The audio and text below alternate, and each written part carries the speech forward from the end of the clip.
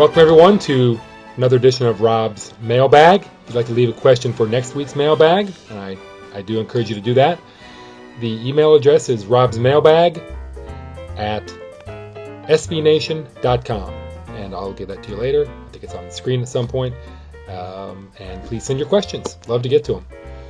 First question this week is from Eli in Manchester. It's a long one, but that's great. Eli writes, Rob, with baseball's unwritten rules becoming a topic once again last week, it got me thinking about things in baseball that get under my skin. My baseball pet peeves, which include the in-the-neighborhood double play, slow-moving pitchers, I'm looking at you, Josh Beckett, the if you don't touch it, it's not an error mantra, Red Sox fans complaining about how much money the Yankees spend when they spend more than 28 other teams. I'm not sure if that's actually true. I'd have to look, but some other teams have caught up to the Red Sox in the last couple of years, although they certainly do spend a lot of money.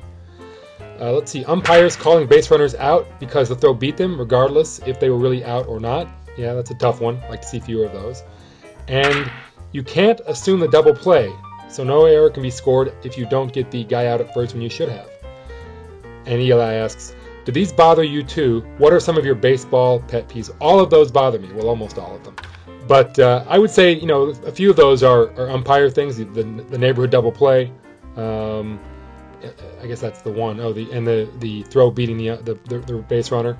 I don't think you see those as often as you used to. I really believe the umpiring is better than it's ever been, probably because the umpires are evaluated more effectively than they used to be. They also see more replays, and I just think they work harder. And I don't think we see, in fact, just I believe it was yesterday, there was a neighborhood play where the umpire did not call the runner at second out, called the runner safe in the White Sox game. So those don't bother me. I mean, they bother me when they happen. They don't happen that often. The other things, sure.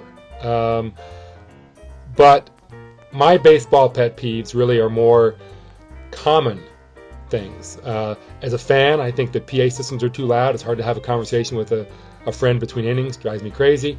On the field, and I mentioned this yesterday in a piece I wrote, I would like to see fewer pitching changes. I think it slows down the game. I think when you see a pitcher come in and pitch to one batter, another pitcher come in and pitch to one batter, it slows the game down. That's obvious, but I think it makes the game less enjoyable as a fan. And the other thing leads into my next question.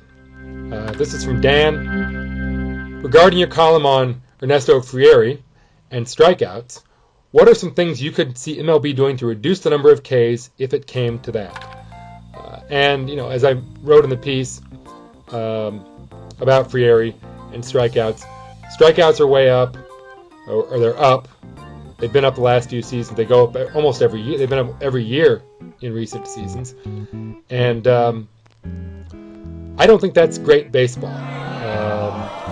I think when the game becomes a 3 true outcomes sort of thing with strikeouts and walks and home runs, the more of that you have, the less interesting the game becomes.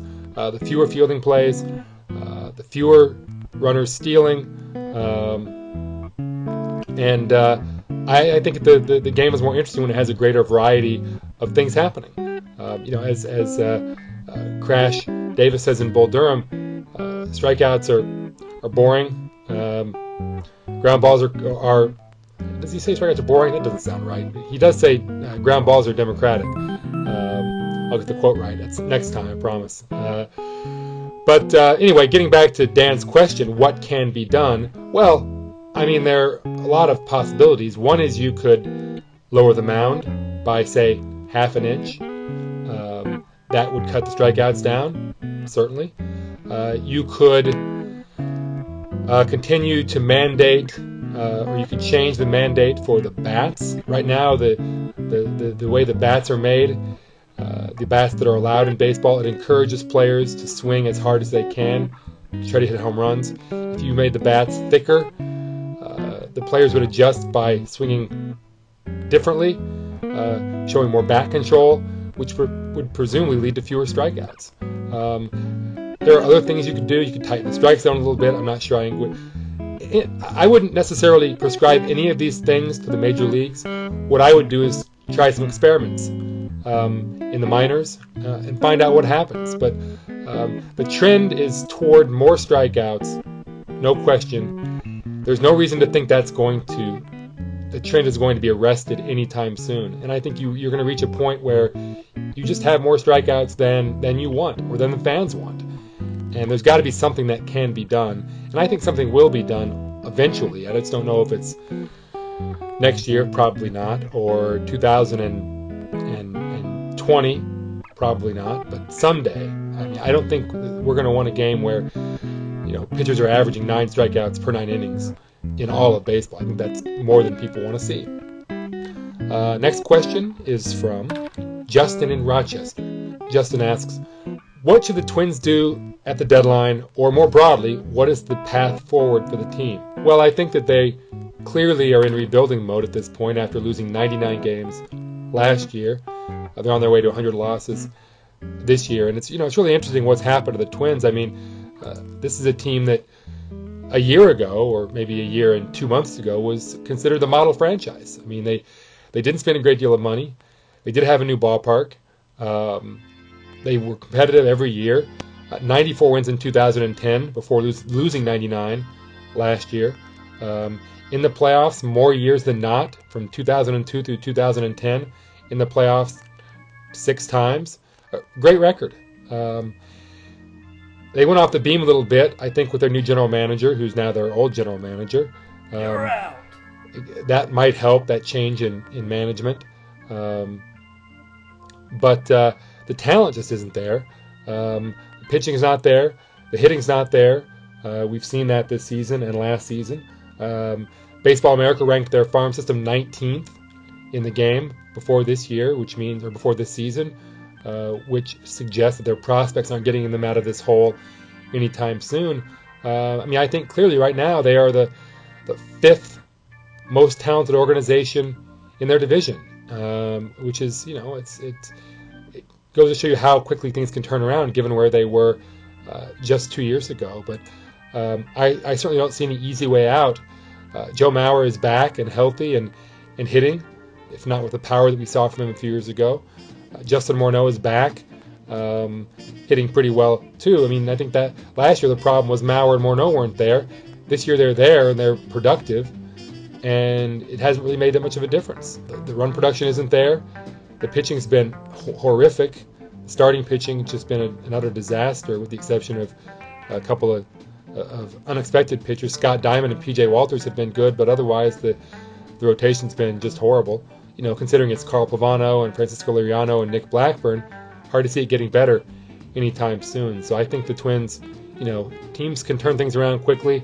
I don't think this is one of those times. I think the Twins are in it for a long haul rebuilding job. Next question, last question, again, email address robsmailbag@sbnation.com. We'll be back next week doing this, so please send your questions. Travis has a question. Travis asks, Rob, who has the better Hall of Fame resume, Paul Konerko or Bobby Abreu? Konerko is having a phenomenal season. If it weren't for Josh Hamilton, Konerko would be probably your number 1 MVP candidate in the American League. Batting .395 right now. Fantastic power, knocking in a ton of runs. At 36, having the best season of his career. And so people have been saying, is he a Hall of Famer? He's got 407 home runs. He would need to get to 500 to even be discussed as a Hall of Fame candidate, which he probably will do. 500 not a long ways from 407 at the rate he's going. Presuming he plays until he's 39 or 40, he gets to 500. Is that enough? I don't think so. Let's talk about Konerko. And the thing about Konerko that's so notable is that he's been much better in his 30s than he was in his 20s. In his 20s, his OPS plus was 115, which is acceptable for a first baseman DH type, but not particularly good. In his 30s, it's been 132, his OPS plus, which is fine. It's not Frank Thomas. It's not Albert Pujols at his best, but it's quite good. And Konerko is a rare player who's better in his 30s than he was in his 20s. The problem is that his career OPS is 123. Not all that impressive again for a first baseman. Career WAR, even less impressive, 26 because, of course, he's had no value as a base runner, very little value as a fielder. All of his value is wrapped up in his hitting, and his hitting, career-wise, has not been outstanding. So he's got a lot of work to do before we can even discuss him as a legitimate Hall of Fame candidate. Get to 500 home runs, probably well beyond that, and it's hard to see him getting to that point. Abreu, also a marginal Hall of Fame candidate, better career OPS plus, better career WAR, also much more value as an outfielder, not now, but in his prime. Certainly as a base runner, almost 400 career steals, much faster runner, better base runner than Konerko. I think Abreu is going to have a really tough time because the things he did that made him so valuable aren't the things that really excite Hall of Fame voters. The base running, the on-base percentage, which has been outstanding his whole career. Doesn't have a lot of home runs, doesn't have a huge number of RBIs, never did well in MVP voting. I think that he will ultimately get more Hall of Fame support than Konerko as the voters become a little more interested in sabermetrics.